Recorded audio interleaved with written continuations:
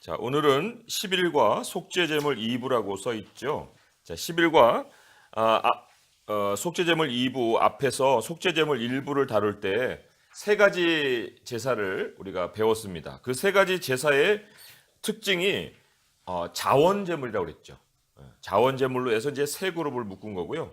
오늘 배울 속죄제물 2부에서 소개되는 두 개의 제물은 어떤 죄를 범했을 때 자원이 아니고 이거는 의무로 드려야 되는 그러한 제물을 소개하고 있습니다. 그리고 남은 것이 이제 두 가지 제물이기 때문에 오늘 포인트는 두 개로 되어 있습니다. 세 가지로 되어 있지 않고 두 개로 되어 있고요. 그래서도 신학적 주제에도 속죄제, 속건제 이렇게 두 개를 소개해주고 있어요. 자, 그러면 신학적 주제를 함께 읽어보겠습니다. 속죄제는 하나님 앞에서 백성이 정결하게 되었음을 나타냅니다. 속건제는 다른 사람의 정당한 소유물을 상하게 한 사람의 죄를 사하고 그의 양심을 정결하게 하려고 드려집니다. 자, 여기 둘 다 정결이에요. 정결인데 속건제에는 특별히 양심이 결부가 되어서 정결하게 되려고 하나님께 드리는 제물이다. 이렇게 소개를 했습니다. 자, 여기도 일부와 똑같은 의미의 이제 속죄 제물 이렇게 얘기를 했는데, 그래서 우리가 가장 중요한 개념으로 알아야 될 것이 속죄예요. 속죄. 근데 오늘 이 속죄제도 그렇고 속건제도 그렇고 정결이란 단어가 거기에 계속 반복이 되지 나오지 않습니까? 그래서 우리가 속죄는 번제를 통해서도 확인을 했지만 하나님 성전과 또 이스라엘 백성들이 사는 진영이 이제 둘러져 있는데 레위기 16장에 보게 되면 대속죄일 1년에 한 번 대속죄일을 통해서 속죄 제물을 드립니다. 그때는 이제 번제도 드리고 속죄도 드리는데 그 속죄의 대상이 사람만이 아니라고 했잖아요. 그죠? 번제단도 성전도 속죄를 하는 대상이 된다. 그랬을 때 이때 속죄의 의미가 바로 정결의 의미를 갖는 거예요. 그래서 다른 많은 사람들의 부지 중에 짓는 죄가 쌓여서 성전이 더러워지는 거죠. 더러워진다는 것은 결국 하나님의 임재를 막는 역할을 하는 건데 이 속죄제를 드림으로 인해서 깨끗해지는 거예요. 성전이. 그런 의미에서의 속죄이기 때문에 어떤 우리가 범죄한 것을 용서받는 그런 의미로만 속죄를 생각할 것이 아니고 더러워진 것이 깨끗해지는 의미로도 속죄의 역할을 한다는 거죠. 그래서 특별히 말 자체가 속죄제라고 쓰인 이 제물, 속죄제를 어떤 번역에 따라서는 정결제라고도 번역을 했습니다. Purification Offering 해서 정결하게 하는 제물.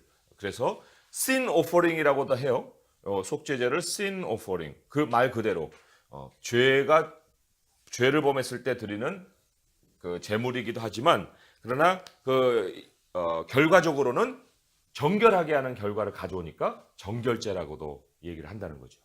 자, 그런데 이제 속죄제하고 속건제의 차이는 그러나 이제 하나님과의 임재의 길이 더러워졌던 것이 깨끗해지는 역할로 하는 것이 속죄제인 반면에 속건제는 이제 양심이 더러워질 수도 있는 거죠. 이제 양심이 더러워질 수 있는 여러 가지 경우들을 이제 오늘 배울 거예요.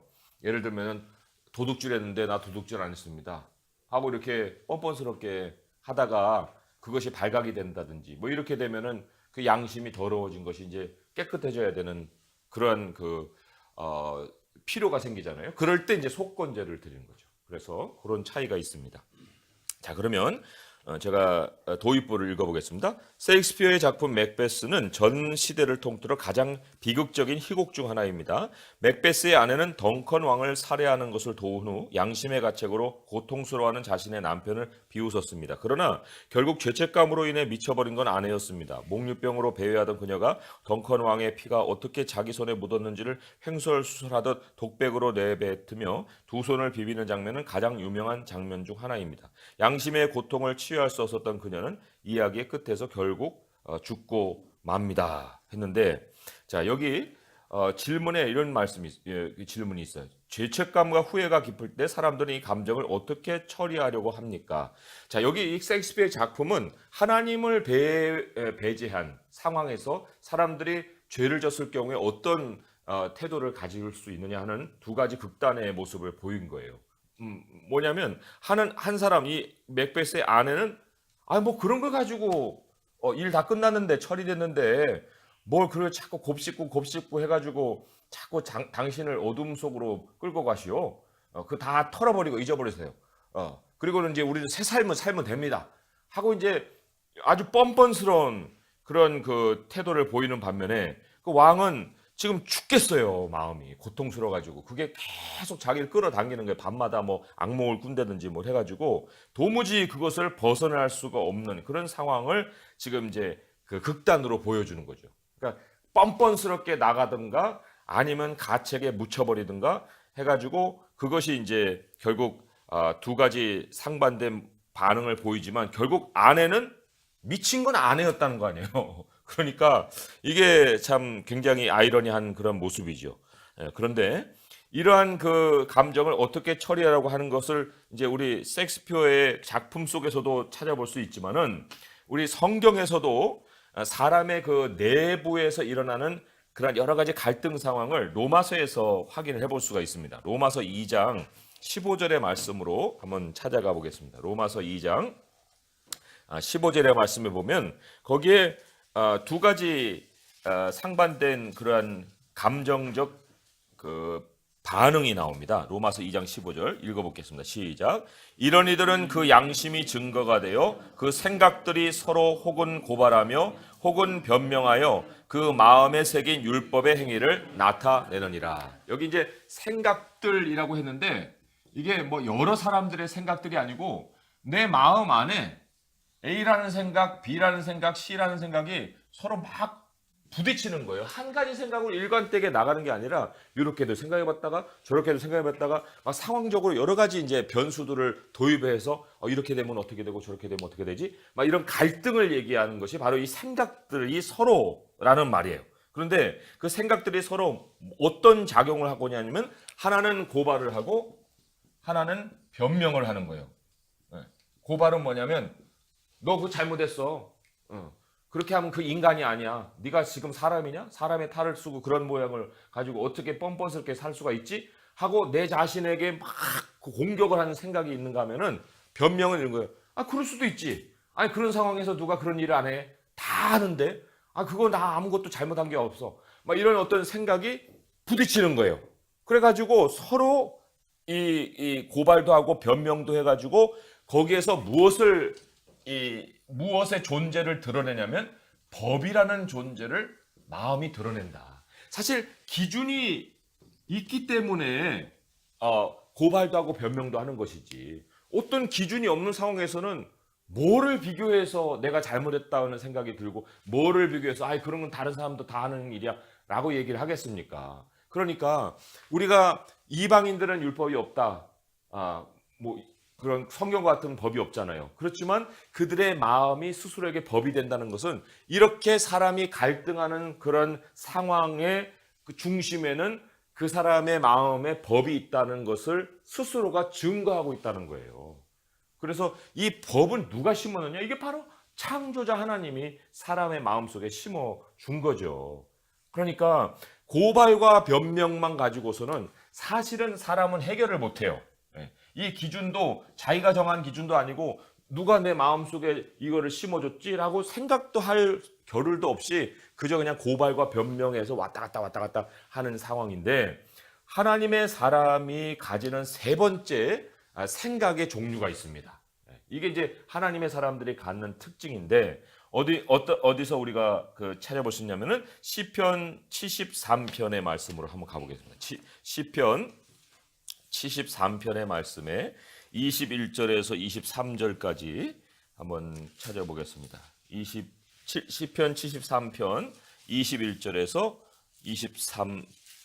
23절까지 함께 읽어보겠습니다. 시작. 내 마음이 산란하며 내 양심이 찔렸나이다. 내가 이같이 우매에 무지함으로 주 앞에 짐승이오나 내가 항상 주와 함께하니 주께서 내 오른손을 붙드셨나이다. 예. 여기 이제 자기 안에서만이 아니고 이 생각을 가지고 찾아 나가요. 누구에게로? 하나님께로. 주님과 함께 혹은 주님 앞에서. 그러니까 하나님 앞에서 자기를 쳐다보는 그 상황에 놓인 그러한 사람들, 그 사람들이 바로 하나님의 백성들이라는 거죠. 그러니까 마음의 산란함은 동일해요. 인간이기 때문에 갖는 거예요. 그런데 인간이기 때문에 갖지만 하나님 앞에 가지고 가는 그 사람은 하나님이 붙들어 주시는 그 양심과 마음의 산란함을 해결해 주시는 답을 주신다. 그래서 사람들이 감정을 처리하려고 하는 그 수준에서 우리가 살 것이 아니고 우리 하나님 앞으로 우리의 삶을 항상 마음을 가지고 나와서 하나님 앞에 비춰볼 수 있어야 한다는 거죠. 그래서 우리 만약에 고발을 하는 사람들의 그 고발이 이제 그 가책을 받으면은 어떤 그 현상이 벌어지느냐 하는 것을 또 요한복음 8장 9절에서 한번 찾아보겠습니다. 요한복음 8장 9절에 고발하는 사람들에게 이제 가책이 임했을 때하고 변명을 내세우는 사람들에게 있어서 또 나타나는 태도하고 이게 서로 달라요. 그래서 고발의 것부터 살펴보면은 요한복음 8장 9절에 함께 읽어보겠습니다. 시작. 그들이 이 말씀을 듣고 양심의 가책을 느껴 어른으로 시작하여 젊은이까지 하나씩 하나씩 나아가고 오직 예수와 그 가운데 섰는 여자만 남았더라. 예. 현실을 회피하는 거예요. 현장을 회피한다고 볼 수가 있습니다.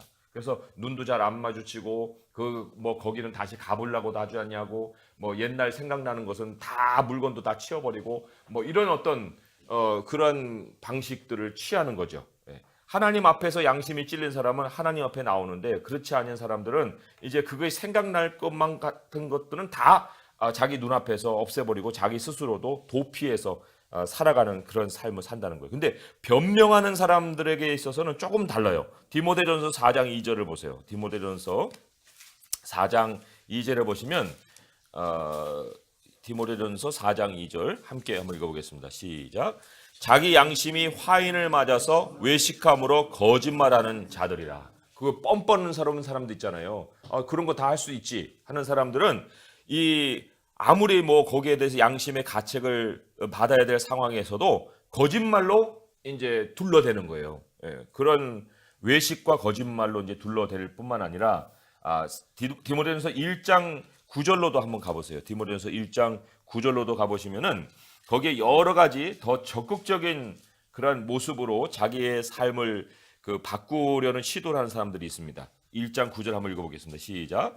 알 것은 이것이니 율법은 옳은 사람을 위하여 세운 것이 아니요 오직 불법한 자와 복종하지 않은 자와 경건하지 않은 자와 죄인과 거룩하지 아니한 자와 망령된 자와 아버지를 죽이는 자와 어머니를 죽이는 자와 살인하는 자며 계속 읽을 수도 있지만 바로 이런 거예요. 이 얼마나 참 변명이 한 단계 더 진전을 하면은 이제 다 죽여버리는 거예요. 아버지도 죽이고 어머니도 죽이고 사람도 죽이고 다 자기 거스를 것은 다 눈앞에서 다 없애버리는 이런 식의, 그러니까 고발은 현실을 회피하는데 뻔뻔스러운 거 현장을 스스로 자기 손으로 정리해버리는 거예요. 그러니까 이게 얼마나 위험하고 무서운 모습이겠습니까? 현실 회피의 가장 대표적인 인물이 또 가룟 유다잖아요. 그냥 이 살인한 사람, 현장에 가족 끌어온 사람들은 그냥 하나씩 두씩 갈책을 느껴가지고 떠나긴 했지만 가룟 유다는 아예 목을 매서 죽어버렸잖아요. 그러니까 이런 것도 사람이 감정을 처리하고자 할 때 갖는 극단적인 모습일 수 있다는 거죠. 자, 그러면 이 세션에서는 하는 걸 우리 함께 읽어보겠습니다. 시작. 이 세션에서는 속죄제와 속건제를 살펴보며 레위기 공부를 이어갈 것입니다. 이 두 제사는 하나님의 자녀들이 하나님은 물론 이웃과 함께 조화를 이루며 살도록 하기 위해 만들어졌습니다. 속죄제는 하나님 앞에서 백성이 정결하게 되었음을 나타냅니다. 속건제는 죄로 야기된 피해를 보상하고 범죄자의 양심을 정결하게 하는 역할을 합니다.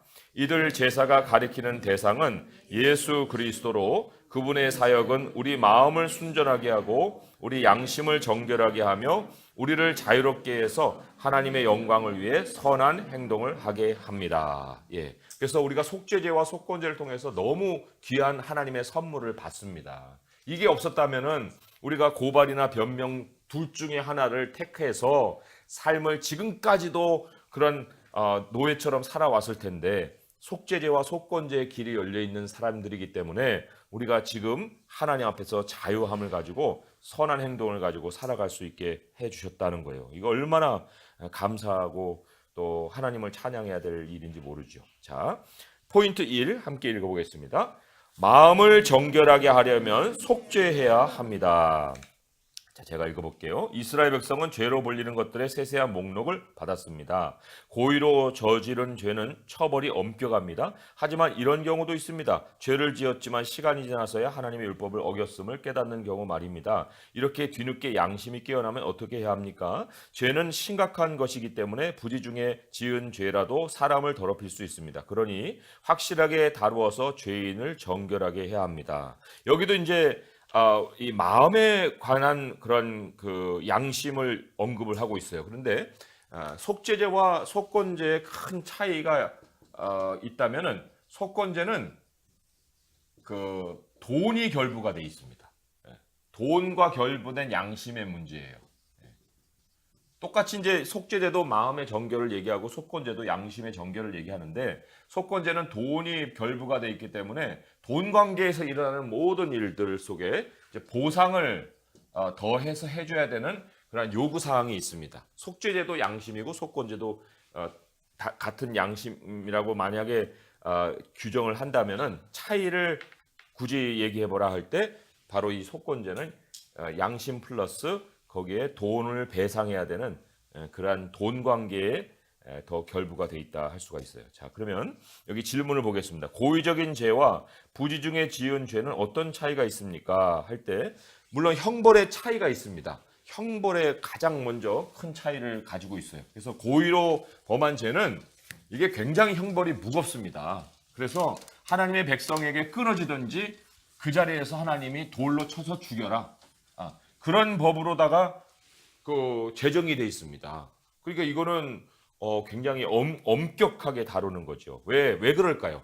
고의라는 것은 결국은 의도를 갖는 거예요. 의도라는 것은 계획된 범죄란 얘기거든요. 그러니까 이건 오랜 세월 꾸민 일이에요. 꾸민 일. 그냥 즉흥적으로 하는 그런 일이 아니고 오랜 세월 의도를 가지고 계획해서 저지르는 일이기 때문에 그 목적이 자체가 사실은 죄예요. 목적 자체가. 내가 그렇게 하리라.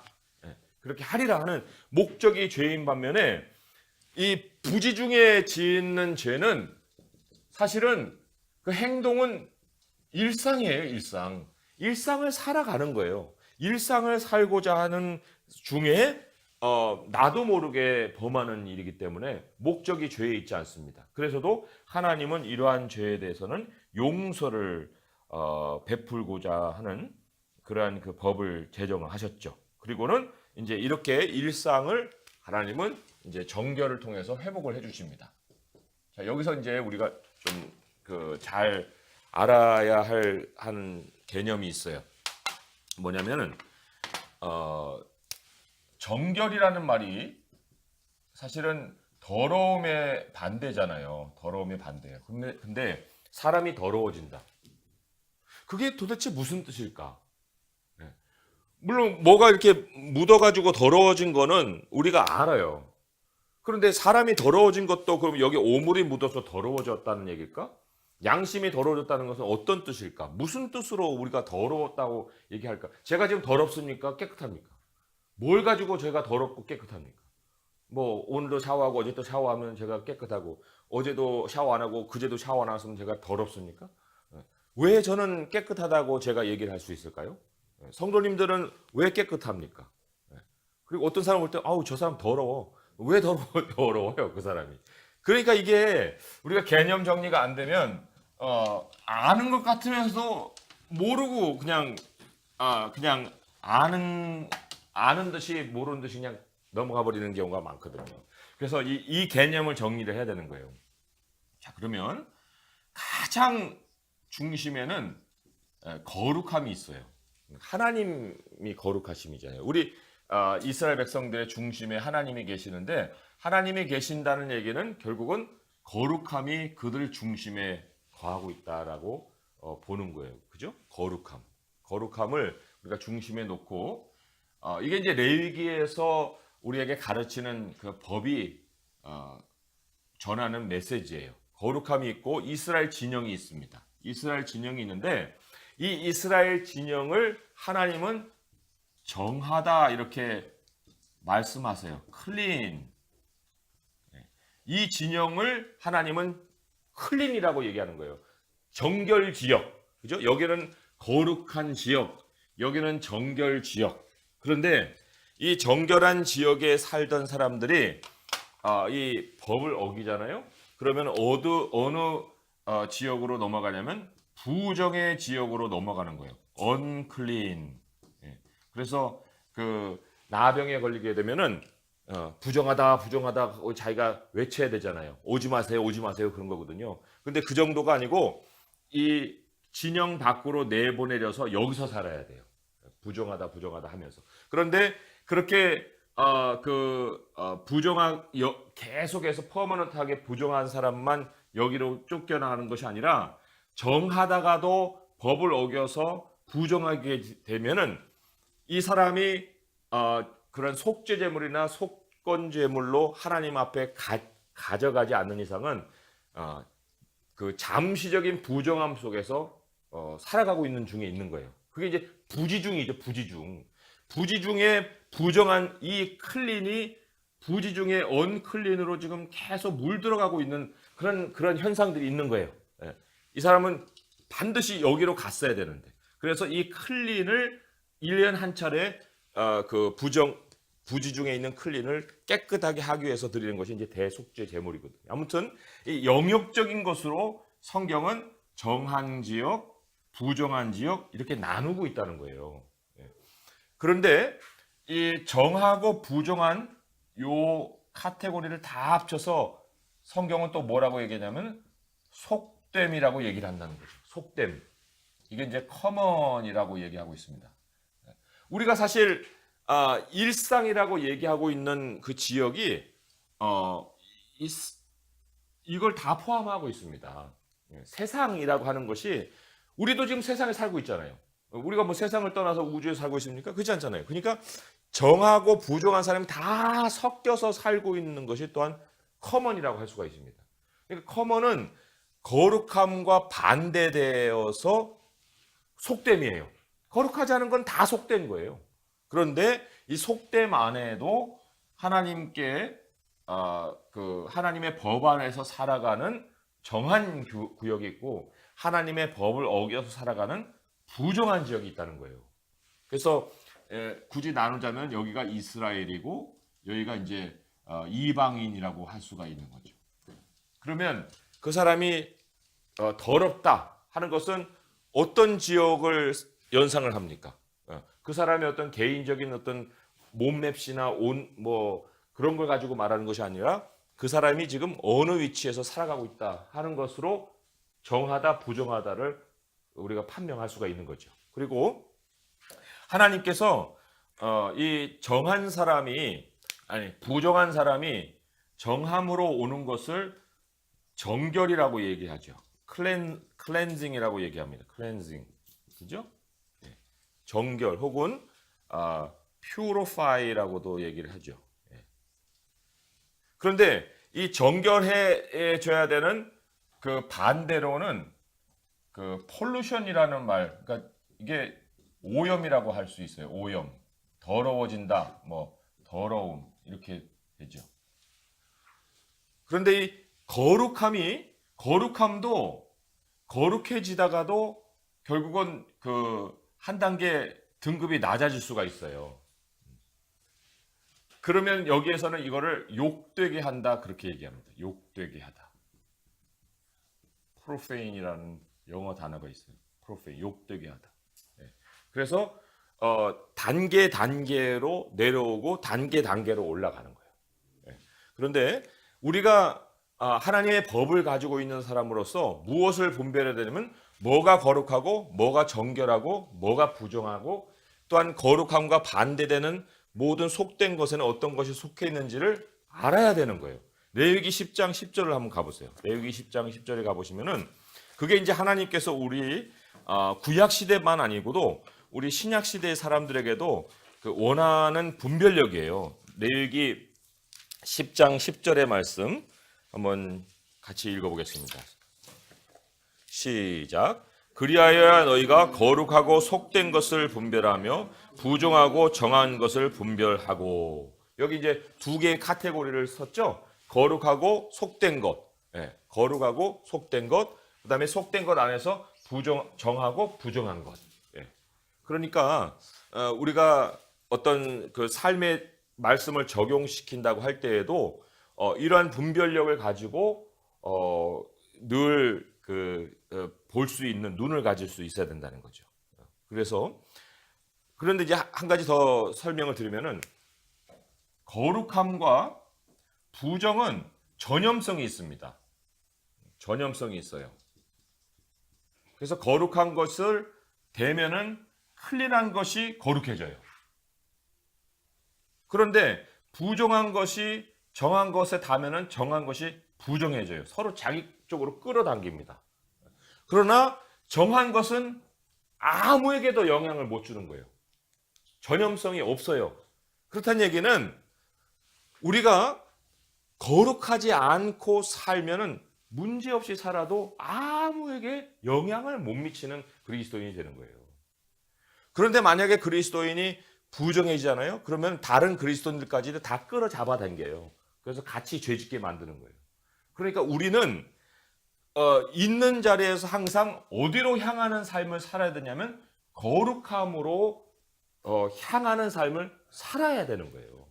아무 일도 안 하고 이렇게 멈춰 있는 삶을 살아서는 누구에게도 영향을 미치는 사람이 될 수가 없으되 늘 거룩함을 향해서 나를 돌아보는 사람은 그만큼 다른 사람에게도 거룩함에 영향을 미치며 살아갈 수가 있다는 거죠. 그래서 예수님이 우리에게 하나님이 거룩함처럼 너희도 거룩하라 하는 말씀을 하잖아요. 그거는 굉장히 이런 구도를 볼 때 우리의 삶의 방향성이 어디를 향해야 되는가 하는 것을 또한 가르치는 말씀이죠. 그래서 우리가 성경을 안 보고 그냥 매일까지 살아도 아무 문제 없이 살 수가 있어요. 그런데 아무런 영향도 없는 거예요. 그러나 성경을 보면서 나를 돌아보면서 더 하나님께로 가까이 가려고 하는 것을 통해서 이제 우리의 변화가 다른 사람을 또한 변화받게 하는 거죠. 근데 성경만 덮고 있는 것이 아니라 뭔가 좀 솔깃한 게 있어가지고 그 사람한테 끌려가가지고 뭐가 뭘 일도 벌려보고 하잖아요. 그러면은 거기에서 이제 부정이 묻어버리는 거예요. 다른 사람을 또한 부정하게 만들어버리는 거고. 그러니까 이런 분별력을 우리가 꼭 가지고 살 필요가 있죠. 자, 그러면 뒷페이지로 넘겨서 128페이지 위에 문단을 제가 읽어보겠습니다. 이스라엘 백성에게 속죄제는 고의 없이 저지른 죄들을 해결하기 위한 수단이었습니다. 레위기 5장에서 사람이 부지중에 지은 네 가지 죄를 하나님이 어떻게 다루시는지 보십시오 했어요. 여기 이제 1절, 2절, 3절, 4절이 다 각각 하나씩 뭔가 문제를 우리에게 제기해주고 있는 거예요. 그리고 그것이 다 이제 부지중에 지은 죄인데 두 번째, 세 번째 차이라는 건 이제 짐승의 시체를 만졌느냐, 사람의 시체를 만졌느냐 이제 그런 의미에서 좀 구별이 되고 있는 거죠. 그 네 가지 우리 이정현 고사님 분단 읽어주시기 바랍니다. 그 본문 시작. 만일 누구든지 저주하는 소리를 듣고서도 증인이 되어 그가 본 것이나 알고 있는 것을 알리지 아니하면 그는 자기의 죄를 져야 할 것이요 그 허물이 그에게로 돌아갈 것이며 만일 누구든지 부정한 것들 곧 부정한 짐승의 사체나 부정한 가축의 사체나 부정한 곤충의 사체를 만졌으면 부지중이라고 할지라도 그 몸이 더러워져서 허물이 있을 것이요 만일 부지중에 어떤 사람의 부정에 닿았는데도 그 사람의 부정이 어떠한 부정이든지 그것을 깨달았을 때까지 허물이 있을 것이요 만일 누구든지 입술로 맹세하여 악한 일이든지 선한 일이든지 하리라 함부로 말하면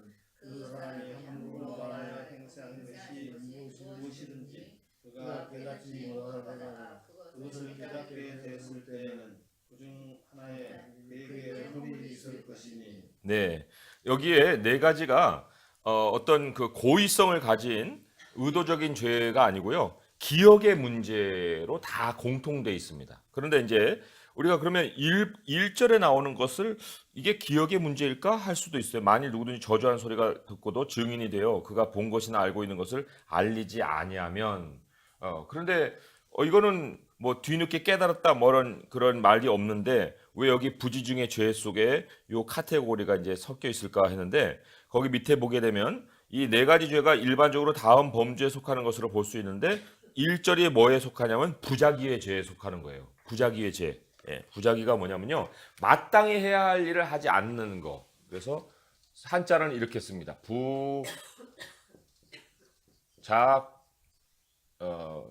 위자를 지난번에 쓸 때도 못 썼어요. 제가 이렇게 쓰는 거예요. 예. 대충 이제 그림만 그려 놓으세요. 예. 부작위인데 그게 마땅히 해야 할 일을 하지 않는 건데 여기에 보면 예컨대 법정에서 일부러 증거하지 않은 경우 해가지고 일부러라고 하니까 굉장히 고의성이 있는 것처럼 생각하겠지만은 제가 여러 가지 이제 정황성 것을 생각해 볼 때 여기서 일부러라고 생각할 쓴 단어의 의미는 당연성이에요. 당연성. 기억이 안 나니까 기억이 안 나기 때문에 당연히 그렇게 증거하지 않게 되는 상황을 얘기하는 거죠. 그런데 이제 나중에 그런 일이 있었지. 우리가 사실 이제 연세가 드시면 드실수록 그런 경우들이 너무나도 자주 찾아오거든요. 그리고 뭐 거짓말 탐지기를 들려도 전혀 걸리지도 않아요. 안 했어. 뭐 거짓말 탐지 뭐 요동이 치질 않아요. 근데 나중에 이제 다음 날이 돼가지고 그거 했는데 왜 내가 안 했다고 그랬지? 그때 왜 생각이 안 난 거야? 이렇게 되는 경우가 많거든요. 그러니까 여기에도 이제 일부러라는 것이 고의성이보다는 당연성, 당연히 내가 안 했지 이렇게 이제 얘기할 수 있는 그런 상황이 나중에는 그렇지 않은 상황으로 바뀌게 되는 거. 그게 이제 부작위의 죄라고 볼 수 있고요. 우발적인 죄, 이것도 이제 동물의 사체와 짐승의 사람의 시체를 만졌을 경우에 충동적인 죄, 예컨대 함부로 맹세했다가 훗날 잘못된 것을 알게 된 경우, 그러니까 감정의 어떤 반응으로 했다가 나중에 그것을 자기가 뉘우치게 되는 그런 상황, 여러 가지로 이제 다 거기에 다 포함이 된다고 할 수가 있죠. 자, 질문을 보겠습니다. 부작위의 죄나 충동적인 죄를 악한 행위를 저지른 것과 똑같은 죄로 볼 수 있습니까? 그렇다면 혹은 그렇지 않다면 그 이유는 무엇일까요? 했는데 여기에도 이 악이라고 하는 개념을 우리가 알아야만 이거는 뭐 악이라고까지 할 거 없어. 뭐 사람이 뭐 다 할 수도 있는 거지. 뭐 그거 가지고 악하다 해. 뭐 이렇게 사람이 융통성도 없고 사람 뭐 모든 허물을 다 덮으라고 했는데 뭐 그런 걸 왜 악이라고 얘기하냐. 그런데 악이라는 것은 사실 어떤 사람이 잘못을 저질렀어요. 저게 악이야? 아니야. 악이야? 아니야. 하고 하는 것도 기준이 있어야 되잖아요. 기준이. 정도에 따라서 악도 되고 선도 된다고 하면 이 정도는 누가 정해주는 거예요. 사실. 그죠? 그러니까 우리가 악의 개념을 잘 정리하면은 그것이 정말 악이구나 아니구나 하는 걸 알게 되는데 악의 개념은 중심에서 이탈하는 걸 말하는 거예요. 중심에서 멀어지는 거. 이 중심은 바로 하나님이죠. 혹은 하나님의 말씀을 얘기합니다. 그러니까 부지중의 죄를 지는 것도 방향성으로서는 어떻게 되는 거예요? 이탈하는 거죠. 그죠? 방향성으로서는 하나님의 법에서 멀어지는 거예요. 이 방향성을 생각해 볼 때는 모든 죄는 악이에요. 모든 죄는 악입니다. 그건 악일 수도 있고 아닐 수도 있는 게 아니고요. 그 반대로 중심을 향하는 것을 뭐라고 얘기하겠습니까? 악의 반대말. 선이죠, 선. 선은 하나님의 신성과 하나님의 능력을 나타내는 것이라고 우리가 여태까지 이제 배웠지만 그러한 중에 우리가 또 다른 어떤 개념을 악의 반대로다가 생각해 볼 때 선은 또 하나님을 향하는 것이라고도 우리가 정의를 해볼 수가 있어요. 그러니까 여기에 부작위의 죄나 충동적인 죄라고 해서 그거는 모르고 한 것이고 또 기억이 안 나서 한 것이고 또 충동적으로 한 거니까 그건 악의 카테고리에 넣지 맙시다. 이게 아니고요. 하나님이 악은 모든 모양이라도 버리라고 했잖아요. 그 모양이라는 것이 바로 요런 모양을 얘기하는 거예요. 이탈하고 벗어지고 분산되는 모양. 그래서 교회에서 우리가 이제 서로 막 이렇게 의견을 나누다가 갑자기 뭐 기분도 상해지고 막 해갖고 또 큰 소리도 나고 뭐 동의 못합니다. 그러면 또 뭐 소리도 지르고 그러다가 이제 서로가 이제 정회 뭐 해가지고 이렇게 나뉘어지고 하는 거. 그러면 그런 것이 회의 속에서 일어날 수 있는 일반적인 일이지.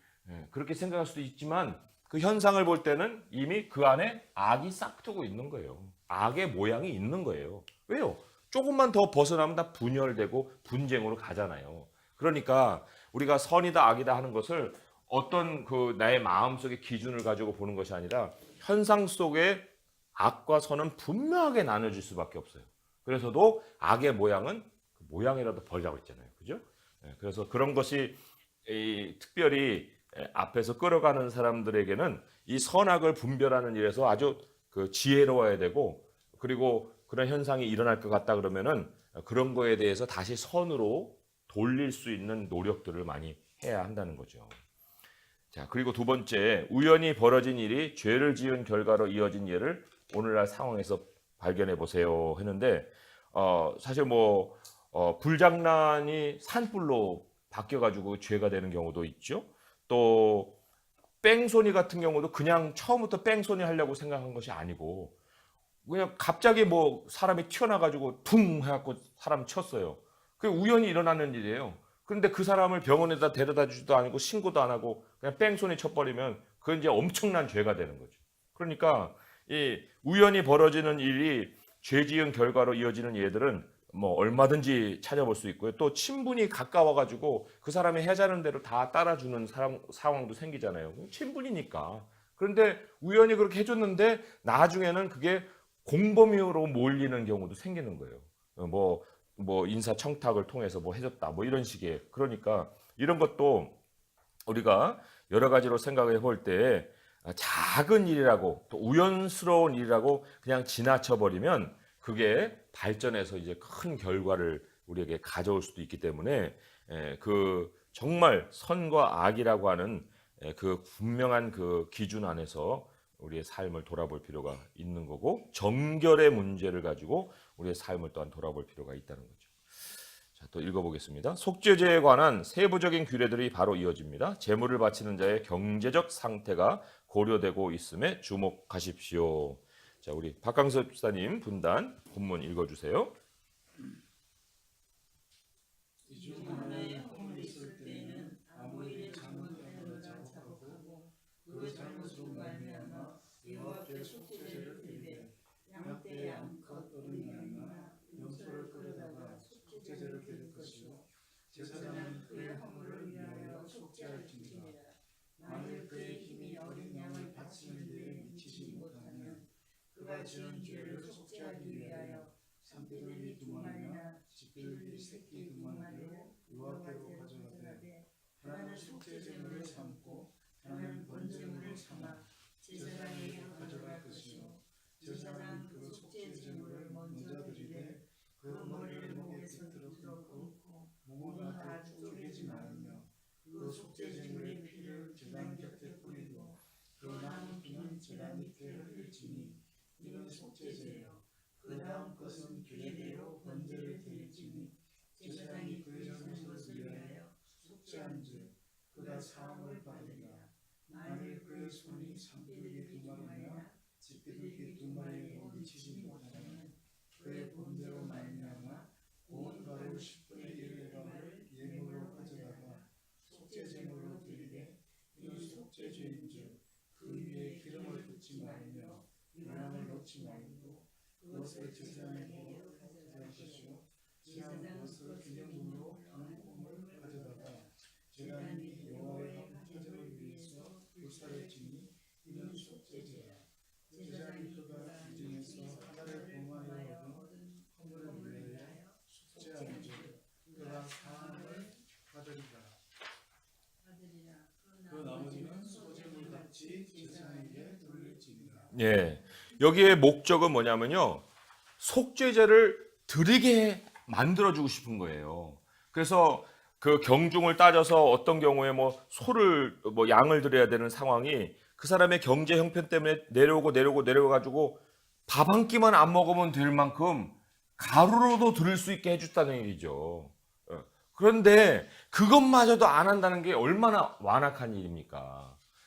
그렇지만 우리 그리스도인들은 가루 정도도 아니고 예수님의 이름만 부르면 하나님이 정결하게 해주신다는데, 아니 예수님의 이름조차도 부르지 않고 나가지 않는다는 게 이게 얼마나 참 마음이 완악하고 하나님이 정말 그 하나님의 신실하심에 대해서 얼마나 그 무례한 행동을 보이는 건지 모르죠. 그러니까 하나님은 이 속죄제를 어렵게 만들지 않으셨습니다. 이거는 굉장히 모든 사람들이 다 나올 수 있는 제사로 길을 활짝 열어 주신 거예요. 자, 그러면 또 제가 130페이지 읽어보겠습니다. 이스라엘 예전에서 또 하나의 중요 연례 제사는 레위기 16장에 기록된 대속죄일 의례입니다. 대제사장이 성소에 들어오려면 수송아지를 속죄 제물로 삼아야 한다는 규정이 있었습니다. 히브리서 저자는 대속죄일에 드리는 속죄제에 대해 잘 알고 있었습니다. 성령의 영감으로 이것이 예루살렘 성 밖에서 일어난 예수님의 피 흘리신 죽음을 예표한다고 믿었습니다. 자, 히브리서 13장 거기 말씀 같이 읽어보겠습니다. 이는 죄를 위한 짐승의 피는 대제사장이 가지고 성소에 들어가고 그 육체는 영문 밖에서 불사름이라. 그러므로 예수도 자기 피로써 백성을 거룩하게 하려고 성문 밖에서 고난을 받으셨느니라. 한편 예수님의 죽음은 다음과 같은 점에서 대속죄일의 희생 제물과 같습니다. 피가 정결하게 합니다. 희생 제물은 영문 밖에 있습니다. 그러니까 예수님께서 특별히 예루살렘 성전 안에서 고난을 받으시고 매를 맞으시고 다 그런 수욕을 당하신 후에 성문 밖에 나가서 십자가에서 달려 돌아가셨잖아요. 그럼 왜 그런 두 가지의 일을 행하셨느냐 했을 때 거기에는 대속죄일의 제물로서 그 이루는 그 의미를 우리 예수님께서 다 보여주셨다는 거예요. 그래서도 그 원래 법이 레위기의 법이 그렇게 제정이 되어 있지 않았다고 하면은 예수님이 왜 그렇게 돌아가셨을까 하는 거에 대한 의문이 있는 거예요. 아니 왜 거기서부터 십자가를 질질질 끌고 가가지고 골고다 언덕에다가 그 매달아 죽였을까? 그냥 그 빌라도 법정에서 칼로 쳐가지고 죽였어도 되는 건데 그렇잖아요. 그런데 예수님이 모든 그 고난과 피와 막 그 채찍으로 때리는 그런 것 속에서 그 성전 안에서도 고통을 받으셨고 성문 밖에서도 고난을 받으셨다는 것은 바로 대속죄일의 제물의 모양을 우리 예수님이 다 이루셨다 하는 것을 우리에게 역사적으로 보여준 사건이라는 얘기죠. 자, 그리고 또 이어갑니다. 그러나 예수님의 죽음은 다음과 같은 점에서 대속죄일의 희생 제물과 다릅니다. 자, 이제 같은 면도 있고 다른 면도 있는데 우리 히브리서 13장을 이제 펼쳐보고 그리고 이거를 읽는 것이 훨씬 더 이해를 잘 할 수가 있습니다. 히브리서 13장 10절의 말씀. 히브리서 13장 10절의 말씀.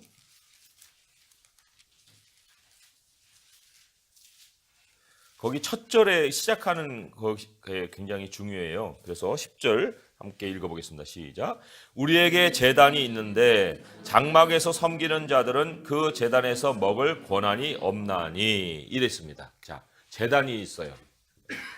근데 이거는 우리의 제단이에요. 우리에게 제단이 있어요. 이 제단은 구약 사람들이 참여를 못해요. 이건 우리의 제단이고 그 사람들은 그 사람들대로의 제단이 있는 거예요. 근데 이 제단에는 그 속죄제는요, 그 대속죄에 드리는 제물은 다 뭐 안에서 피 흘리고 밖에서 다 태우고 그렇잖아요. 성문 안에서 피 흘리고 성문 밖에서 가죽하고 뭐 그 똥하고 뭐 이런 거 다 태워버린다고 하잖아요. 그러니까 먹을 게 없는 거예요. 그죠? 그런데 우리에게는 제단이 있어요. 우리에게는 제단이 있는데 여기서 우리는 나눠 먹어요. 뭘 나눠 먹습니까? 예수님의 살과 피를 나눈다고 했잖아요. 성찬을 통해서 우리는 나누는 거예요. 구약의 사람들은 다 들여서 정결하게 하는 그 목적을 다 채워야 되는데 우리는 우리에게 있는 제단에서는 그 정결하게 해주신 것은 예수님이 다 이루시고 우리는 그 예수님의 살과 피를 먹기까지 하는 제단을 우리 주님이 예비해 놓으셨다는 거예요. 그리고 여기에서의 제단에 드리는 속죄 제물은, 이 정결은 목적이 뭐냐면 하나님의 임재를 붙들어 두기 위한 거예요. 아니면은 계속 더러워지니까 1년에 한 차례 하나님 우리와 함께 하세요 하고 정결제를 드려서 하나님의 임재를 계속 모셔두고자 하는 수고를 하는 거예요. 그런데 우리에게 있는 제단은 모셔드리고자 하는 수고를 하는 게 아니라 이미 예수님이 단번에 모든 걸 다 끝내버리셨기 때문에 하나님과 함께 영원히 누리고 즐기는 목적이 바로 우리 제단이에요. 하나님 떠나지 않으십니다. 떠나시지도 않아요. 그리고는 우리가 하나님 앞에 늘 나와서 하나님과 교제하기를 원하시는 거예요. 목적이 완전히 다르죠. 구약과 신약의 목적이 다른 거예요. 그래서도 여기 다른 면이 그렇다 하는 거죠. 130페이지 제가 밑에 문단을 읽어보겠습니다. 우리에게 제단이 있는데 우리는 제단에서 먹을 수 있지만 대속죄일의 희생제물은 아무도 심지어 제사장도 제단에서 먹을 수 없었습니다. 이는 우리가 믿음으로 그리스도의 희생에 참여한다는 것을 의미합니다. 우리는 이스라엘의 제사장들보다 더 대단한 특권을 가졌습니다. 즉 모든 믿는 자들이 참여하는 주님의 만찬은 우리에게 제단이 있다는 말씀을 생생하게 보여줍니다. 예수님의 피는 백성을 순전하고 거룩하게 구분하는 신성함을 가져옵니다. 이게 이제 하나님과의 교제잖아요. 그죠? 하지만 속죄에서 뿌려진 피는 단지 상징적으로 죄와 죄의상 부정함에서 정결하게 할 뿐입니다. 이게 뭐냐면 하나님의 임재를 계속 모셔드려야 되는, 하나님의 임재를 계속 지속하게 해야 되는 그 의미만 있다는 거예요. 그러나 우리에게 있는 제단과 우리에게 뿌려진 예수님의 피는 우리에게 신성함을 가져온다. 하나님을 본받을 수 있고 또한 하나님과 교제할 수 있게 해주신다. 그래서 우리가 에베소서 5장의 말씀을 한번 보겠습니다. 에베소서 5장의 말씀. 그게 이제 제사법과 같이 연결시켜서 생각을 해볼 때는 조금 더 의미를 더 우리가 찾아볼 수 있는 말씀이죠. 에베소서 5장 1절에서 2절의 말씀 함께 한번 읽어보겠습니다. 시작. 그러므로 사랑을 받는 자녀같이 너희는 하나님을 본받는 자가 되고 그리스도께서 너희를 사랑하신 것 같이 너희도 사랑 가운데서 행하라. 그는 우리를 위하여 자신을 버리사 향기로운 제물과 희생 제물로 하나님께 드리셨느니라. 예수님의 희생으로 인해서 우리는 하나님 떠나지 마세요. 떠나지 마세요. 이런 정도가 아니라 하나님을 본받는 자가 되는 거예요. 또 하나님과 함께 다른 사람들과도 교제할 수 있는 길을 하나님이 열어 주셨다는 거예요. 그래서도 얼마나 큰 차이를 만드는지 모릅니다. 그죠? 자, 그러면 그 괄호 안의 것을 또 한번 보겠습니다. 예수님의 죽음으로 당신의 양심이 정결하게 되었다는 사실을 이해하는데 속죄제가 어떤 도움을 줍니까? 자, 우리 예수님이 우리에게 여러 가지 번제도 대주시고 소제도 대주시고 화목제도 대주셨는데 특별히 속죄제를 통해서 우리에게 큰 일어난 변화가 뭐냐면 과거에서 해방이에요. 과거에서 해방. 특별히 이제 죄책감에서 해방이라고 할 수가 있습니다. 이거 사람이 스스로 못합니다. 네, 사람이 못해요. 겉은 샤워로 씻어낼 수 있어요. 근데 마음의 거리낌이나 마음의 그 어두운 구석들은 사람이 스스로 뭐 손을 집어넣어 갖고 깨끗하게 못합니다. 이게 마음대로 안 되는 거거든요. 그런데 예수님을 믿는 사람들에게 우리 주님이 그 양심을 깨끗하게 해주셨다는 것은 과거에 매이지 않는 영혼이 되게 해주신 거예요. 더 이상 그것이 자신을 괴롭히지 않습니다. 그래서 평온함에 초청을 해주시는 거예요. 마음의 해방을 주십니다. 그리고는 일상을 살아갈 수 있게 해주시는 거예요. 이게 결국은 일상의 회복이죠. 일상의 회복이라는 게 그게 쉬운 일이 아닙니다. 제가 그런 얘기도 다른 반에서 얘기했지만은 뭐 여기 걸어오다가 뭐 이렇게 밟다가 다른 이상한 걸 밟았단 말이에요. 그러면 이거 뭐야? 이게 이런 걸 밟았어 내가. 그럼 막 여기다 닦고 저기다 닦고 뭐 하잖아요. 다 닦았지만은 냄새가 아직 남아 있단 말이에요. 그러면 이제 여기 들어와야 되나 말아야 되나, 여기까지 왔는데 뭐 이걸 놓칠 수 없지 하고 이제 들어왔는데 이제 가만히 앉아 있지만 자기는 불안불안하잖아요. 근데 다른 사람들이 자꾸 옆을 보면서 이게 뭐야? 이렇게 자꾸 냄새가 나. 그러면 이제 죽을 맛이죠. 왜? 자기에게 냄새가 나는데. 그러니까 다른 사람들도 자기에게 자꾸 주목하는 것 같고 그게 뭐 일상이 됩니까? 공부 하나도 안 되는 거예요. 이 더러움이라는 것이 바로 그런 거거든요. 사람의 일상을 완전히 산산조각을 내버리는 거예요. 그런데 몸에 붙은 오물도 그런 것이거늘 양심의 더러움이 계속 남아있는 사람이 일상을 할 수 있습니까? 일상 못 살아요. 외식을 하든가 계속 뭔가를 꾸며대든가 그러지 솔직한 모습으로 정직하게 자기를 나타내기가 쉽지 않거든요. 그런데 우리 주님이 우리를 과거에서 해방시켜 주셨기 때문에 우리는 뭘 밟은 사람으로가 아니라 깨끗한 사람으로 와서 공부할 수 있는 거예요. 살아갈 수 있다는 거죠. 모든 걸 하나님 안에서 새롭게 계획하고 소망 속에 살아갈 수 있게 되는 거예요. 이게 속죄제로 인해서 우리에게 하나님이 주신 커다란 선물이죠. 거리낌이 없게 해주신 거예요. 하나님께 나아갈 수 있기까지 해주신 것입니다. 히브리서 10장 22절의 말씀을 우리 찾아보겠습니다. 히브리서 10장 22절의 말씀에 이제 우리가 깨끗하게 되었기 때문에 어떠한 그 모습이 우리에게서 변화되어 보이느냐 하는 건데 히브리서 10장 22절 말씀 읽어봅니다. 우리가 마음의 뿌림을 받아 악한 양심으로부터 벗어나고 몸은 맑은 물로 씻음을 받았으니 참마음과 온전한 믿음으로 하나님께 나아가자. 몸이 일상이에요. 몸이 일상입니다. 근데 일상이 우리에게 어떻게 회복이 되어 왔느냐면 악한 양심으로부터 벗어났기 때문에.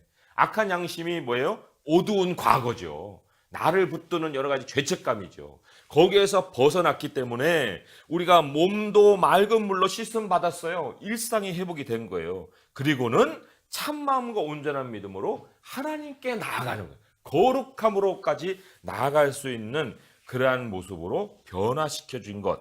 그게 바로 속죄제로 인해서 우리에게 일어나는 변화다. 우리가 한 거 하나도 없습니다. 예수님이 다 해주신 거예요. 그런데 아까 고운 가루 하나라도 가지고 가면 속죄를 주신 것처럼 우리가 예수님을 믿기만 하면 예수님이 행하신 일에 대해서 예수님 이름만 부르기만 해도 이 속죄제의 모든 유익과 모든 혜택이 다 우리 것이 되는 거예요. 이게 얼마나 큰 정말 하나님의 선물이고 영적인 선물인지 모릅니다. 자, 그런 두 번째 칸에는 이렇게 질문하고 있죠. 이스라엘의 속죄제에서 얻은 통찰력을 당신의 전도 활동에 어떻게 연결할 수 있겠습니까? 하는데 마찬가지예요. 이것도 사람들은요, 하나님 모르는 사람들은요, 우리는 뭐 다 멀쩡히 사는 것 같이 사람들을 보고 살지만은 한두 가지, 최소한 한 가지 이상은 다 죄책감에 시달립니다. 거기서 벗어나고 싶어 하는 거예요. 용서받고 싶은 그런 그 삶의 모습들을 다 가지고 사는 거예요. 그런데 우리가 그들에게 제시할 수 있는 게 뭐예요? 용서가 있다. 과거에 매이지 않을 수 있는 그 용서의 길이 있다는 걸 제시를 할 수 있는 거죠. 조금 이제 인간관계를 가지게 되면은 다 그러한 구석들, 어둠들을 이제 다 가지고 있는 걸 발견하게 되거든요.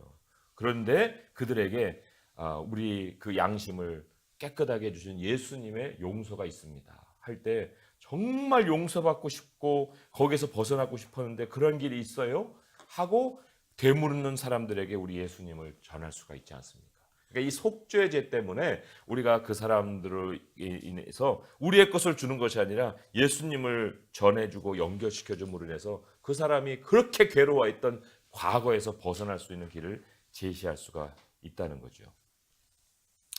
자, 그러면 두 번째 포인트 읽어보겠습니다. 시작. 양심을 정결하게 하려면 속죄해야 합니다. 자, 여기에 양심은 이제 돈 문제와 좀 관련이 돼 있습니다. 자, 그 본문을 뒤에 세 분 읽어주시기 바랍니다. 시작.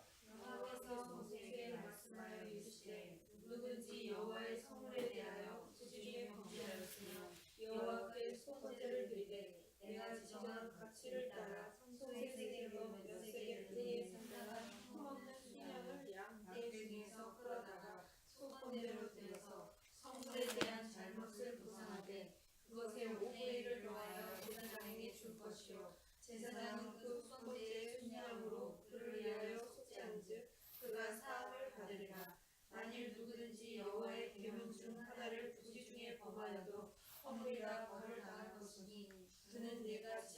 가치대로 양떼 중 흠없는 순양을 속건 제물로 제사장에게로 가져갈 것이요 제사장은 그가 부지 중에 범죄한 허물을 위하여 속죄한즉 그가 사함을 받으리라.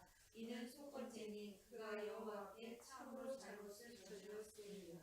네, 제가 이렇게 해서 읽어보겠습니다. 하나님은 보상이 필요한 구체적인 예를 다음과 같이 제시하셨습니다. 여호와의 성물을 잘못 사용했을 때, 범해서는 안 되는 여호와의 계명 중 하나를 범했을 때, 도둑질이나 속임이나 착취로 이웃을 침범했을 때, 자, 여호와의 성물을 잘못 사용했을 때는 구체적으로는 이런 거를 예를 들어볼 수 있습니다. 제단에 있는 제물은 제사장만 먹어요. 제사장만 먹는데 그 제사장만 먹는 성물을 자기가 먹었다. 예, 물론 고의성은 없는 거예요. 고의성은 없고 그것이 제단에 드리는 것은 제사장만 먹어야 되는데 자기가 먹어버리는 거. 그죠? 또 성물에 드는 그 음식도 있지만 또 하나님께 드리는 예물도 있는 거예요. 예를 들어서 이제 뭐 11조라든지 또 여러 가지 이제 제사에 드려지는 동물도 있고요. 그죠? 그런데 뭐 놓칠 수도 있잖아요. 이게 하나님의 것이라고 해서 이제 11조를 드려야 되는데 지금처럼 뭐 계산해 가지고 계산기 뚝뚝뚝뚝 두드리면은 뭐 이론까지 나오는 그런 계산의 시대가 아니고 뭐 새끼를 낳았어요. 10마리 암양들이 있는데 새끼를 낳았어요. 근데 9마리까지는 이제 세 가지고 됐는데 10마리째는 내가 못 냈네. 그죠? 그래가지고 잘 컸는데 나중에 알고 보니까 얘가 그 촌놈이었어. 근데 안 들였어요. 그런 경우가 생기잖아요. 그러면 이제 그거에 대해서 속건제를 드려야 된다 하는 거예요. 그러니까 뭐 의도성이 아니라 좀 그런 어떤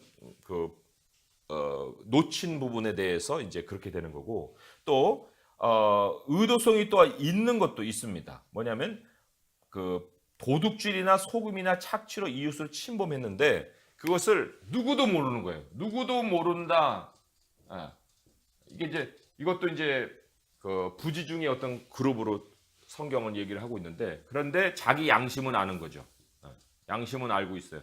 근데 이 양심에 걸리다가 그것을 이제 속죄받고자 할 때 하나님께서 그 사람의 것을 하나를 훔쳤으면 갖다가 하나를 주면 된다가 아니고 하나를 훔쳐서 하나 플러스 5분의 1을 더해서 갖다 줘라. 그럴 때 이 5분의 1에 해당되는 건 사실은 최소한이에요. 그리고 여기에는 정신적인 피해 보상. 그리고 또 우리 오늘날로 말하면 뭐 장사를 해야 되는데 그 장사 앞에다 막 공사판을 벌려가지고 사비를 장사를 못하게 만들었어요. 그러면은 3일 분량에 대한 것만 딱 갖다 주면 되는 거냐? 그렇지가 않아요. 그 이상의 다른 피해들이 많이 불어날 수 있는 거거든요. 뭐 와야 되는 사람이 예약을 다 취소해가지고 못해서 그 사람이 피해 보상을 여기다가 또 청구를 했다. 그러면 내가 3일 장사를 못한 거 정도가 아니고 그 사람이 피해 본 것까지 내가 다 물어줘야 되는 상황이 되면은 그러면은 공사했던 그 사람들이 그런 것까지 고려해가지고 줄 것 같아요? 요즘 세상에? 아니거든요. 그런데 옛날에는 그런 여러 가지 상황도 다 고려해서 갖다가 보상을 해줘라. 최소한이에요. 최대한은 어느 정도 되냐면요. 사실 200%에서 500%까지도 하나님께서 요구를 하십니다. 출애굽기 22장에 가보시면은 한번 찾아보겠습니다. 출애굽기 22장의 1절의 말씀에 거기에 200에서 500%지만 400%, 500%를 이제 얘기하는 말씀이 기록이 돼 있어요. 그게 삭개오에게 해당되는 말씀이죠. 삭개오가 그 말씀을 알고 있었다는 거예요. 왜냐하면 다른 어떤 법보다도 이 보상에 대한 법에 대해서 굉장히 예민했지 않겠습니까? 출애굽기 22장 1절 읽어봅니다. 시작. 사람이 소나 양을 도둑질하여 잡거나 팔면 그는 소 한 마리에 소 5마리로 갚고 양 한 마리에 양 4마리로 갚을지니라. 그죠? 도둑질하거나 잡거나 팔거나 여기 이제 삭개오에 해당되는 것은 잡거나 아마 그런 걸 거예요. 저당 잡고. 그죠? 로마 사람들에게 정권을 받았으니까 로마 사람들에게만 세금을 딱 내면은 부과한 세금만 내면은 이런 거예요. 로마 사람들이 야 오늘은 100만 내 우리에게 100만 가져와. 근데 내가 너 세금 거둘 수 있는 정권을 줄게. 그러니까 이 로마 사람하고 세리와의 관계지 일반 백성들이 그 세리가 로마 사람에게 100을 내야 되는지 200을 내야 되는지 모르잖아요. 그러면 정권은 받았겠다. 100만 내면 되겠다. 그러니까 그 권한을 가지고 막 갈취를 하는 거예요. 400이고 500이고 막 갈취를 하는 거예요. 로마에서 그렇게 세금 내라고 했다. 해고 다 거두면 그냥 사람들이 막 어떻게 하겠습니까?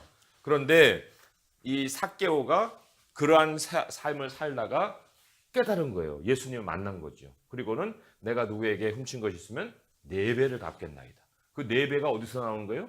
이 율법에서 나오는 거예요. 그렇기 때문에 이 삭개오가 얼마나 양심의 참 가책을 가지고 살고 있었는가 하는 것을 우리가 그 순간에도 느껴볼 수가 있는 거죠. 그래서 이 200%, 500%도 있는 마당에 예수님이 하나님께서 5분의 1을 20%를 갖다 내라는 것은 최소한이라는 거예요. 최소한. 자, 질문입니다. 오늘날 상황에서 보상을 청구할 만한 잘못된 행위의 예를 들어봅시다. 했는데 뭐 여러 가지 이제 계산이 돌아가는 세상의 그 구조 속에서 욕심으로 인해 다른 사람의 나의 욕심으로 인해 다른 사람에게 가하는 그 피해 중에 저는 이런 것도 한번 생각해 봅니다. 지적 재산권, 그죠? 지적 재산권. 이거는 재산으로 계산이 안 된 거예요. 지식만 갖고 있지 뭐 그 사람이 그걸 상품화하지도 않은 거 아닙니까? 그죠? 그런데 이 지적 재산권에 대해서 만약 침해를 하게 되면 그 사람이 평생을 그걸 가지고 먹고 살 수도 있는 것을 다 뺏어 버리는 거잖아요. 그죠? 그리고 내가 그걸 이용해서 사용하는 거니까. 그러니까 이거는 사실 계산으로 되지도 않을 만한 그런 그 카테고리일 수도 있습니다. 그리고는 정보를 숨기고 있다가 들통이 나면은 이제 거기에 대해서 이제 법적인 책임을 져야 되겠죠. 이번에도 그 청와대에서 기념품 팔려다가 그게 프랑스에 디자인하고 맞아가지고 판매를 다 못했잖아요. 그죠? 문재인 정부 1년 기념품을 청와대에 하려다가 그 디자인하고 도안하고 색깔이 다 비슷해가지고 못 팔았어요. 그런 경우거든요. 그러니까 그런 경우에 만약에 팔았다. 그렇게 되면 이제 거기에 대해서는 보상이 따르는 거죠. 그런 법적인 보상도 따르는데 아무튼 여러 가지 이제 잘못된 행위들을 우리가 여기서 생각을 해볼 수가 있고요. 제가 문단 읽어봅니다. 속건제의 조건은 속죄제보다 훨씬 까다롭습니다. 첫째, 희생제물로 유일하게 허용되는 것은 동물은 흠없는 순양입니다. 여기는 가루로 내려가는 일이 없습니다. 가루로 내려가지 않아요. 이거는 절대적으로 피해 보상이고 그거를 갖다 줄 뿐만 아니라 5분의 1을 더해줘야 하기 때문에 절대로 그 이하로 내려가지 않습니다. 둘째, 죄인이 하나님의 소유물이든 이웃의 것이든 보상의 예중 첫째와 셋째를 참조하시오. 재정적인 손실을 가져왔을 때 피해액의 20%를 벌금으로 더 물어야 됩니다. 속건제는 양심이 더럽혔을 때 이를 바로 잡으려는 하나님의 방법입니다. 특히 금전 보상일 때 그렇습니다. 이를 촉구하는 내용이 예수님과 세리 삭개오의 대화에 녹아 있습니다. 삭개오가 만일 누구의 것을 속여 빼앗은 일이 있으면 네 갑절이나 갚겠나이다라고 선언하자 예수님이 그를 칭찬하고 그의 선언이 그 집에 구원이 이른 증거라고 선포하셨습니다. 질문이에요. 순양을 제물로 드린 것 외에 피해액의 20%를 벌금으로 더 보상해야 되는 속건제가 공정하다고 생각합니까? 그렇다면 혹은 또 그렇지 않다면 그 이유는 무엇입니까? 했는데 사실 이게 공정하지 않습니다라고 얘기할 수가 없습니다. 공정할 뿐만 아니라 이거는 최소한의 보상을 해줘야 되는 요구다. 그리고 그 사람의 그 피해를 우리가 최소한으로 생각을 해볼 뿐 아니라 나의 책임의 분량은 과연 여기서 어떻게 감당을 해야 되냐 하는 것도 이 5분의 1을 통해서 돌아보게 만드시는 거예요. 돌아보게 만드시는 겁니다. 사실 그 삭개오 같이 이 자기의 회개의 어떤 그런 표시를 이제 그 400%의 보상으로 갚겠나이다 했잖아요. 근데 이게 가시적인 회개의 표시예요. 우리가 다른 사람에게 어떤 피해를 입혔습니다. 예수님을 만났습니다. 하나님 그걸 떠올립니다. 그러면 그거에 대해서 우리가 그냥 말로 해결하고 끝날 수 있느냐? 만약에 하나님께서 그거를 나의 마음속에서 깨끗이 지워주시는 상황이라면 뭐 그 사람의 마음속에서 그 생각이니까 뭐 어떻게 할 수 없겠죠. 그렇지만 사실은 그것이 계속 우리의 마음을 괴롭히는 이상에는 그것은 반드시 우리가 실제적으로 찾아가서 실천을 해서 씻어버려야 될 문제라는 거예요. 그렇기 때문에 마음속에서 지워지질 않는 거거든요. 암만 내가 회개하고 뭐 눈물 콧물 다 흘리고 통곡하고 해서도 마음에 안 지어지는 거면은 그거는 삭개오 같이 삭개오가 그러면 자기가 그냥 회개도 하고 그냥 갈취한 돈으로 떵떵거리면서 살고도 하고 그게 어떻게 이 얘기가 되는 얘기입니까? 아니잖아요. 그렇기 때문에 우리 하나님께서 우리에게 주시는 마음을 따라서 이런 그 보상적인 문제, 재정적인 문제가 걸린 경우에는 그것에 대해서 내가 실질적으로도 표시를 가질 수 있어야 되고 보상해야 될 것은 보상해야 되는 것도 실천에 항상 포함을 시켜야 된다 할 수가 있어요. 자, 예전에 누구에게 손해를 끼쳐 보상한 적이 있습니까? 했는데 여기 삭개오의 예를 우리가 한번 대표적으로 생각을 해본 거고요. 자, 히브리서 9장의 다음 단락은 예수님의 피 흘리신 죽음이 그리스도를 믿는 죄인들의 양심과 어떻게 관련되는지에 대해서 다루고 있습니다. 자, 함께 읽어볼게요. 시작. 염소와 항소의 피와 및 암송아지의 죄를 부정한 자에게 뿌려 그 육체를 정결하게 하여 거룩하게 하거든 하물며 영원하신 성령으로 말미암아 흠넘는 자기를 하나님께 드린 그리스도의 피가 어찌 너희 양심을 죽은 행실에서 깨끗하게 하고 살아계신 하나님을 섬기게 하지 못하겠느냐. 자, 여기 죽은 행실이라고 했는데 이거의 반대말은 물론 산행실이겠지만 그러나 성경은 더 구체적이에요. 하나님을 섬김이라고 얘기하고 있습니다. 하나님을 섬김. 그러니까 죽은 행실은 세상 사람들이 지금 살고 있는 모습이잖아요. 근데 세상 사람들이 살면은 하나님 섬김이 하나도 없어요. 그들도 죽은 행실이 아니라고 생각하고 살아요. 착한 행실이라고도 생각하고 사는 것이 있어요. 그런데 우리도 이제 죽은 행실이 아니고 산행실이에요 하고 삽니다. 산행실인데 하나님 섬기는 거 아무것도 없어.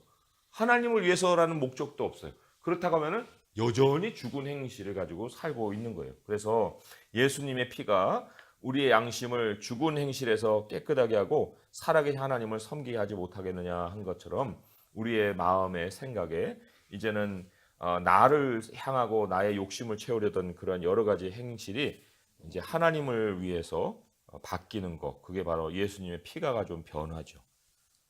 자, 그럼 13절에서 저자는 이스라엘 제사장들이 행하는 두 가지 상이한 제의를 언급합니다. 첫째, 연중 하루 대속죄일 예식의 일부로 염소와 황소의 피가 지난 한 해 동안 발생할 수도 있는 모든 부정함을 씻고 정결하게 하는 의미로 성소에 뿌려졌습니다. 둘째, 시체를 만졌거나 시체에 가까이 있었던 사람의 부정함을 제거하기 위해 암송아지의 제가 쓰였습니다. 이 제의는 진영 밖에서 암송아지를 불태우고 제를 모으고 물에 섞고 이것을 사람들에게 뿌려서 부정함을 제거하는 것 등이 포함됩니다. 하지만 이 두 가지 제의에서 다뤄지는 것은 외적인 상황이지 내적인 양심은 아닙니다. 그러므로 9장 14절에서 저자는 함께 읽어봅니다. 하물며 그리스도의 피가 어찌 너희 양심을 죽은 행실에서 깨끗하게 하고 살아계신 하나님을 섬기게 하지 못하겠느냐라고 선포합니다. 선행으로는 구원을 받을 수 없습니다. 그리스도의 구원이 사람들로 하여금 즐겁게 하나님을 섬기게 만듭니다. 히브리서 9장 13, 14절에서 저자는 삼위가 함께 우리의 온전한 구원을 완성하셨음을 보여줍니다. 그렇다면 이스라엘의 희생 제사보다 얼마나 더 대단합니까? 자, 이제 괄호를 한번 채워볼게요. 속건제를 통해서 이제 우리가 도움을 받을 수가 있어요. 예수님의 죽음으로 우리의 양심이 정결되었다는 그 사실을 속건제가 이제 우리에게 가르치는 거예요. 속건제의 성격을 예수님이 다 이루셨기 때문에. 그래서 예수님을 통해서 우리의 삶에 우리가 정말 보상하고 살아야 되는 많은 일들을 다 예수님이 다 보상을 해주셨다 하는 것을 우리에게 가르치고 있습니다. 다른 사람에게 피해 준 것이 그게 금전적인 것 정도가 아니에요. 정신적인 피해도 얼마나 많이 우리가 가하며 살아왔는지 몰라요. 우리 때문에 막 속 썩고 밤잠을 못 잤을 우리 부모님들을 생각해 보면은 이건 정말 우리가 갚아도 다 못 갚을 그러한 죄악을 우리가 저지른 건데, 그런데 그러한 것을 예수님이 우리를 대신해서 다 보상을 해주셨다. 그리고 또 이 보상의 문제가 생긴다는 건 결국 우리의 욕심이 해결이 안 됐다는 거거든요. 근데 예수님의 그 속건제로 인해서 우리가 옛사람의 특징적인 욕심도 우리 안에서 변화받은 거예요. 삭개오처럼 변화를 받은 거예요. 그래서 더 갖고자 하는 것이 이제는 나눔의 마음으로 바꿔주신 것이 바로 예수님의 죽음으로 인해서 우리에게 생긴 바 양심의 정결함이다 이렇게 볼 수가 있어요.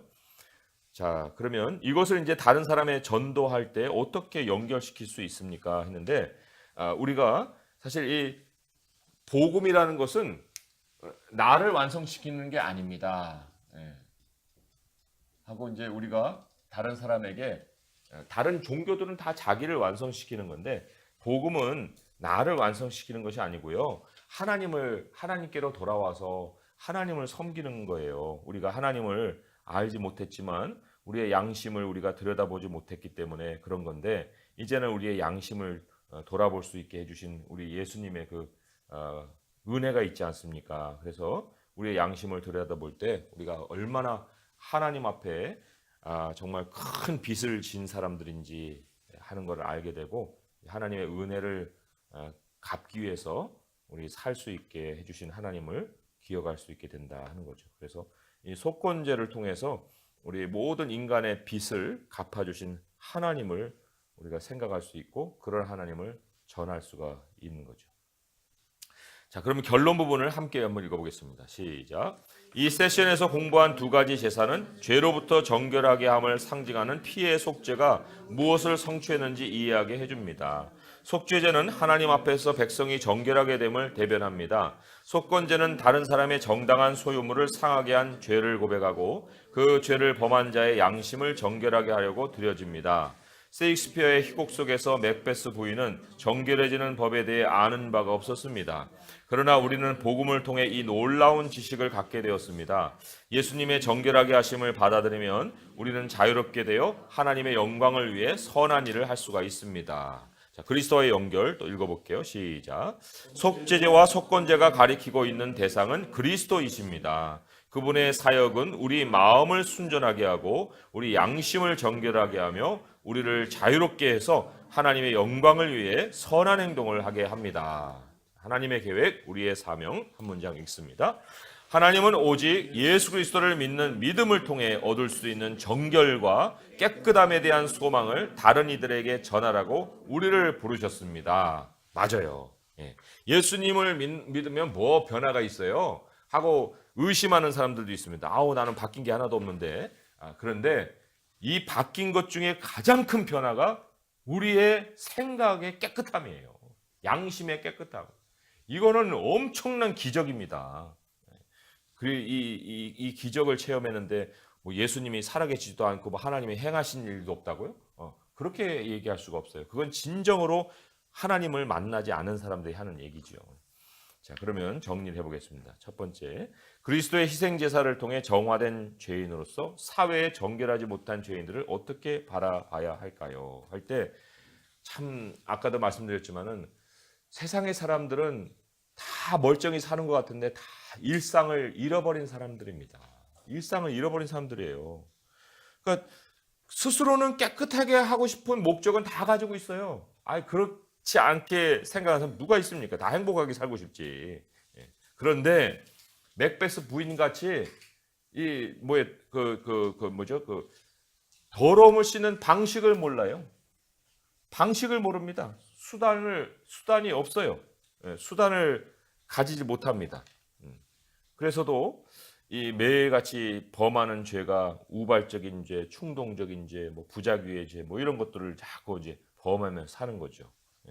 그리고 그들의 부지 중에 행하는 모든 일들이 겹겹이 쌓인 게 다 죄가 됐다고 했잖아요. 그죠? 그러니까 쌓이면 쌓일수록 그게 자기의 양심에 더러움을 가져오기 때문에 참 괴로움은 더 가중이 되는 거예요. 그래서도 사람들을 이렇게 바라보면서 정말 멀쩡하게 볼 것이 아니에요. 그 중에 누구를 우리가 본을 삼겠습니까? 돈을 많이 벌었대. 그래? 야, 대단하다. 그 사람 한 자리 한대. 야, 대단하다. 정말 좋겠다. 나도 저 자리에 올라갔으면 좋겠다.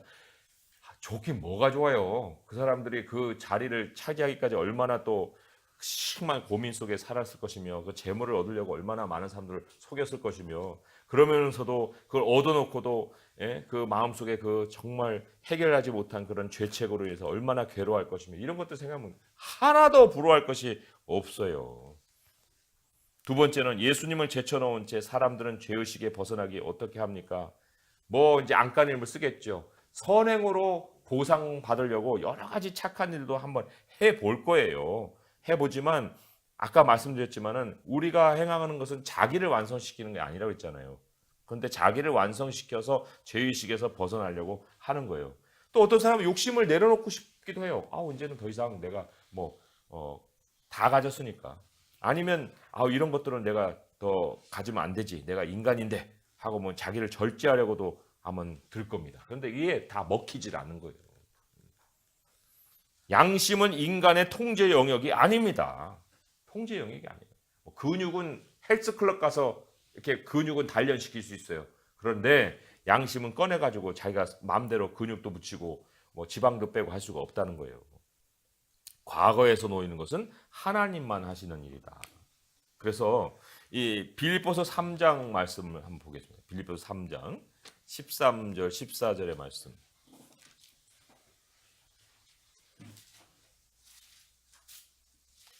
빌립보서 3장 13절 14절의 말씀 읽어보겠습니다. 시작. 형제들아 나는 아직 내가 잡은 줄로 여기지 아니하고 오직 한 일 즉 뒤에 있는 것은 잊어버리고 앞에 있는 것을 잡으려고 푯대를 향하여 그리스도 예수 안에서 하나님이 위에서 부르신 부름의 상을 위하여 달려가노라 그랬죠. 여기에 뭐가 있습니까? 뒤에 있는 것은 잊어버리고 과거를 잊어버리고 어떻게 해? 이게 어떻게 가능하지? 이게 가능하다는 거예요. 예수 그리스도 안에서 하나님이 위해서 부르신 부르심을 향해 달려갈 수 있도록 변화시켜 주시는 거예요. 그 영원한 생활이 기다리고 있는 상황에 과거가 얼마나 그렇게 중요하다고 우리가 과거로 자꾸 돌아가야 되겠어요? 그런 건 아니죠. 자, 마지막입니다. 예수님을 믿고 경험했던 순전함과 정결함을 함께하는 사람들과 나눌 수 있도록 하나님께 요청하는 기도문을 써보세요 했는데 양심의 괴로움을 벗어버리게 된 이제 경험을 우리가 써보는 거예요. 그런데 우리 양심의 어떤 쉼이라는 것이 어떤 통로를 통해서 찾아오느냐 하는 것도 우리가 이제 좀 확인을 해볼 필요가 있습니다. 마태복음 11장 29절의 말씀 이제 마지막으로 한번 찾아볼게요. 마태복음 11장 29절의 말씀입니다. 마태복음 11장 29절 30절 말씀 함께 읽어볼게요. 시작. 나는 마음이 온유하고 겸손하니 나의 멍에를 메고 내게 배우라. 그리하면 너희 마음이 쉼을 얻으리니 이는 내 멍에는 쉽고 내 짐은 가벼움이라 하시니라. 예수님의 피로 인해서 우리에게 하나님 평안을 주셨잖아요. 그죠? 그건 시작에 불과한 거예요. 그런데 계속해서 우리가 마음의 쉼을 가지고 또 정결함을 가지고 살 수 있으려면은 예수님의 말씀이 우리 안에 들어와서 우리를 가르쳐야 됩니다. 배움이 마음의 쉼으로 연결이 되는 거예요. 그래서 이런 자리에서 우리 하나님을 알아가는 것이 얼마나 우리의 영혼에 안식을 주고 평강을 주고 또 우리의 영혼을 정결하게 하고 더 거룩함으로 나아가게 하는지 모릅니다. 영원한 투자를 하고 있는 거죠. 그래서 잠언에 보면 이런 말씀이 있어요. 진리를 사되 팔지는 말아라. 진리를 살 때 금과 은과 모든 걸 다 동원해서 보화를 통해서 진리를 사라 그랬거든요. 그러니까 우리의 최고의 투자는 지혜를 얻는 거예요. 그걸 장사의 이익으로 사용하는 것이 아니라 지식을 우리의 모든 걸 통해서 다 얻게 되면 그것이 우리에게 가져다는 복이 어마어마하다. 성경이 약속을 하고 있습니다. 하나님 아버지, 속죄죄의 속건제를 통하여서 우리 예수님이 우리를 위해서 얼마나 큰 일을 이루셨는지 또 깨닫습니다. 하나님, 우리가 과거에 정말 우리의 양심이 더 어두워지고 더러워져서 죄책감에 정말 밤잠도 자지 못했던 그러한 일들이 있습니다. 그런데 하나님, 이제는 영원한 소망을 향할 수 있게 하신 것 감사합니다. 예수님의 피가 우리에게 가져다준 큰 선물입니다.